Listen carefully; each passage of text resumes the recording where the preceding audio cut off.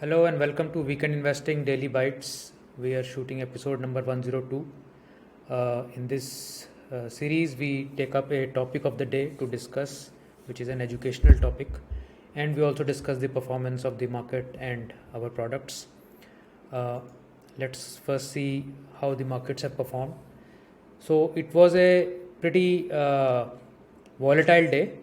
Markets were down for most part of the day, but there was a very sharp retracement at the end of the day, likely short covering or maybe a fresh bout of buying. We still don't know the institutional numbers for the day, but it does seem like that the market is looking for some rest or some softer days ahead, and we are coming closer to the end of the quarter, and there could be profit booking or NAV management based on that as well.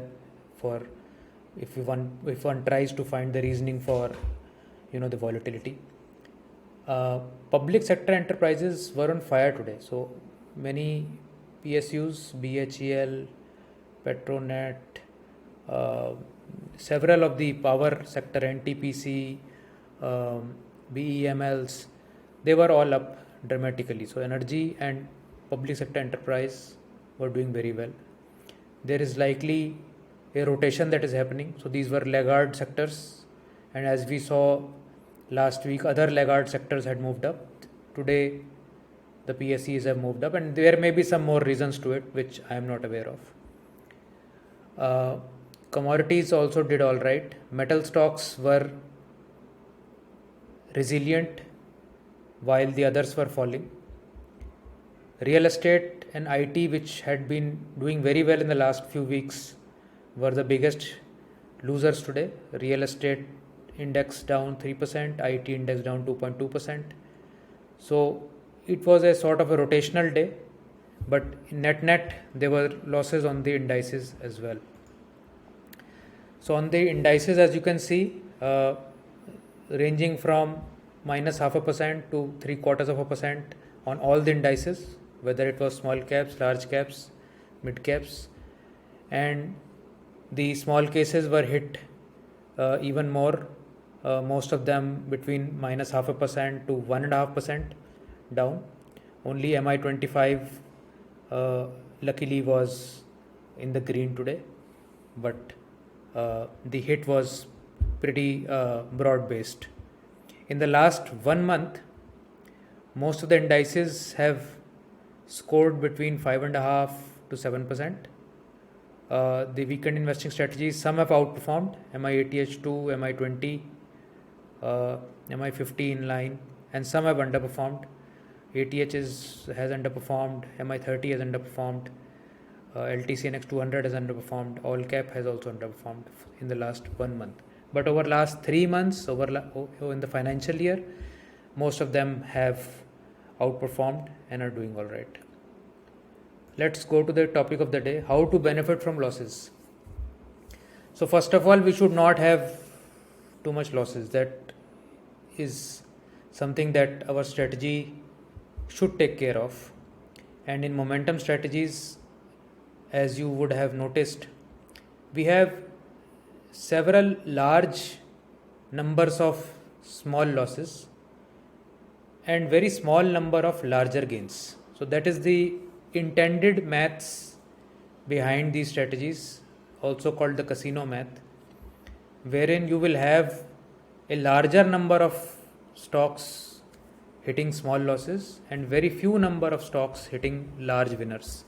And that is because we are allowing the winners to run as far as they want to, and we are cutting losers short. So there will be many small losses, few big gains. There could be years where we have only a lot of small losses. There will be years where we have only very large few gains. So this topic may or may not be directly applicable for momentum investing. So this is a topic in general. Most people who are doing long-term conventional investing also face several years of drawdown in their investments, and that is natural and it will happen, and that's part of the game. But there could be some benefits you can derive out of this. So let's first understand what is this tax loss harvesting. So taxation, a very brief touch upon taxation is there are two major categories of short-term capital gain and long-term capital gain. If you are buying a stock and holding it for less than 12 months and selling it off, you are subject to short-term capital gains at 15% tax rate. If you are a long-term capital gains holder, that means if you whenever you bought the stock and it is more than 12 months post which you sell the stock, then up to 1 lakh rupee of your gains you pay no tax, and above 1 lakh rupees you pay 10% tax. So for all practical purposes, for larger portfolios also, let's say LTCG is 10% and STCG is 15%. Now what can happen is that you may have a bouquet of, let's say, 20 stocks, and in some 4 or 5 stocks you have booked some short term gains, and now you have to file your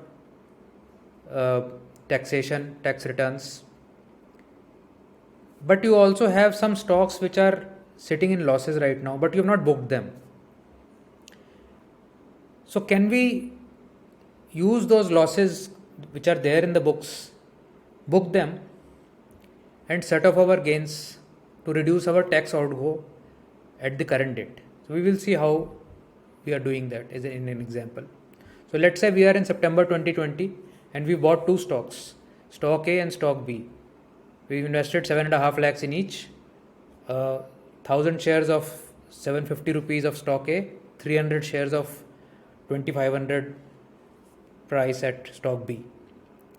Now fast forward to March 21, you made some money in A, you lost some money in B. A is giving you a profit of 2,50,000, B is giving you a loss of 75,000. Let's say for simplicity, these are the two situations.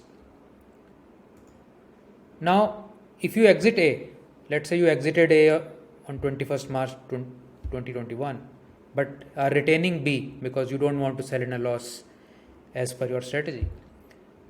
Now you will have to pay short-term capital gains on the 2.5 lakhs that you have made. So about 37,500 is your outgo. Now is there a way to reduce this? Right? So because you are sitting on a loss of 75,000 which you may not have booked, but it is a loss in the books right now. So in case you book that as well, your tax liability reduces by about 11,250 because your net loss is now 1.75 lakhs and you pay 26,000.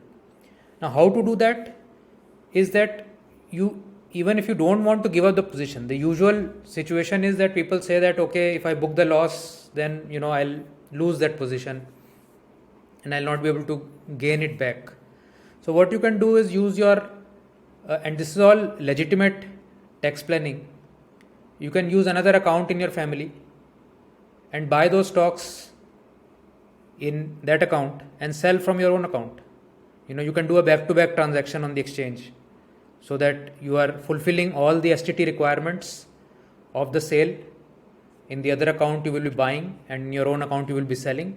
There will be no loss of price to you because you can do it simultaneously back to back, and you gain a harvest of 75,000 rupees of loss. And in the other account, whenever you will book the gains, whether it will be short term, long term, whatever it will be, you pay the gains then. So in a way you have deferred your tax outgo. Deferring of tax outgo is also a gain because you are deferring your tax to be paid today, and the value of that money that you are saving today has future value. So again, so if this were the case that you have to transfer from one account to the other, is not, let's say, comfortable to you, or you don't have another account, or so on and so forth, and if these are liquid stocks, then you can always sell in the market and buy it the next day, for instance, maybe even at a lower price if you can get it. So there is no real loss of opportunity as such, but you have given up the immediate outgo of tax from your account. The second reason why you should be able to do this is that if you allow those losses to go into long term, let's say B remains in loss for 2 years, and then for some reason you decide to book it in loss, maybe the company prospects change and you decide to get out. Now you have a long term loss on your books. Long term losses are set offable only against long term gains in stocks. So if you are going to have that long term loss, you may have to wait for some long term gains to happen for you to set them off. Whereas short term losses, if you book, short term losses are set offable against short term gains as well as long term gains. So short term gains actually are more flexible in terms of their set off against gains, whereas long term losses are not set offable against short term gains. So if you have good losses for some reason, like I remember I did this in March 2020, in some portfolios where we did not fully go to cash, there were some losses. Other than that, most of the losses were already booked, but there were some losses, so we harvested those losses and booked it against whatever gains we had or carried them forward. So by using judicious tax planning and legitimate steps of saving tax, you can actually save some money and bring benefit to your bottom line. So this is all that I had in discussion for this small daily bite. I hope you liked it. I'll see you in another video. Have a good day. Bye.